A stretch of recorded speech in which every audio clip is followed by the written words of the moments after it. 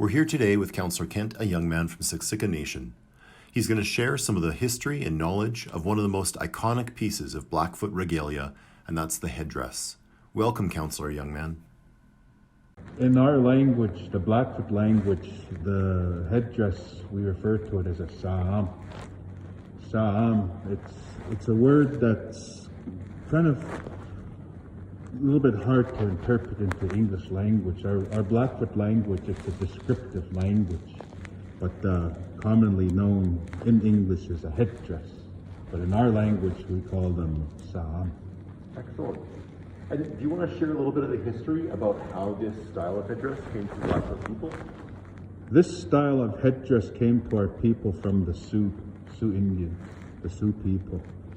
And we refer to this style as a sa'am, a headdress from the Sioux. So it goes back to when our people were gifted from a leader amongst the Sioux people. His name was Siksika. It was said that he presented this headdress to one of the chiefs of that era and gifted our people with this style here. So from that point on, our people created these style of headdresses. When I joined the Horn Society in Siksika, I was a partner with the late Raymond and Angeline Crow Chief, and the bundle that we owned was the name of the bundle was called Istukima. It was a Makamipuisam. It was a stand-up headdress. Makamipuisam is referring to the headdress that stands up, and that's the Blackfoot style of headdress that our people have. It's something that we've had for many, many years. People who made accomplishments, today we have people who graduate, people who obtain their degrees, masters, or people who obtain their degrees through university, colleges. Family members would show that appreciation, and they would set up a ceremony for a person to get these types of headdresses. People who have the ceremonial rights to create these headdresses are the people who create a headdress. Not just anybody would put these things together. It's a person who went through that ceremony to create a headdress.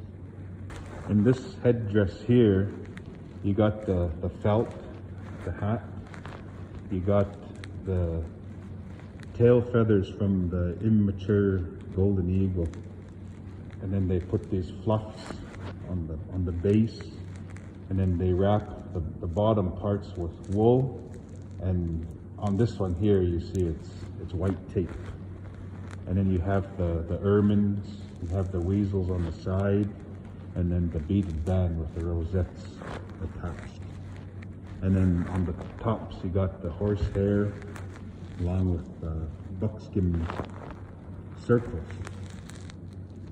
So in the back here you see there's two ermines and plumes from the golden eagles attached to the top.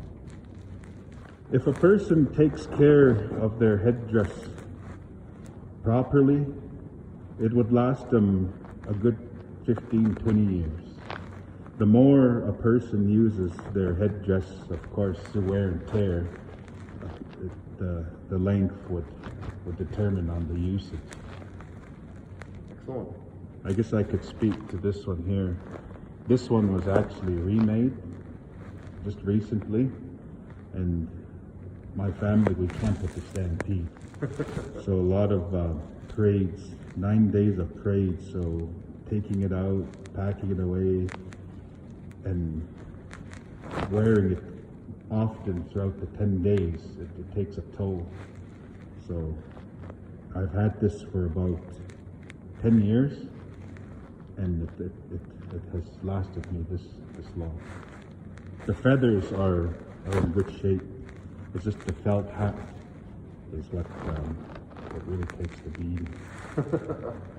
Well, I am so grateful that you were willing to come in and share this knowledge with us today.